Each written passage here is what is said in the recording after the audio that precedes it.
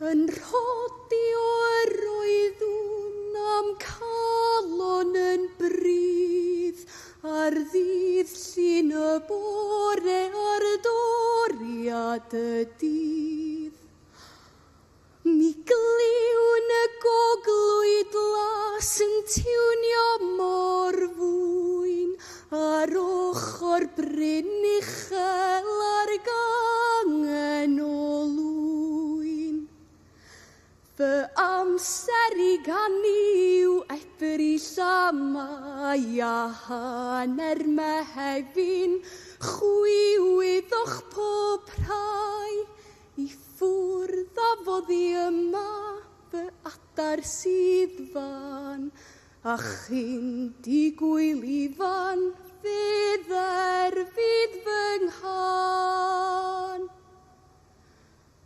Mi yn rhywle, ni sgwni ymhle yn gorwedd yn farwaith yn gaeth iawn fy lle, yn llechu ac yn cysgu mewn lloches dros dro, ac yn awr cefais genad I roi tro yn eich bro.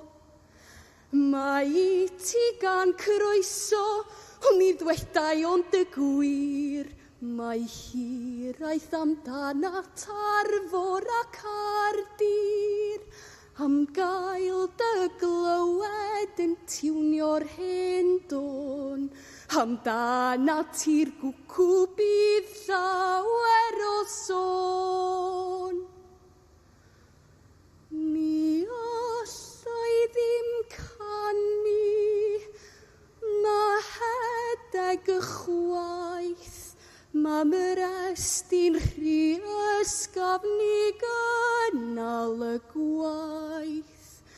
I ffwrdd yr afymaeth, fy adar sydd fan, a chynd gwylifan fydd fy nghan.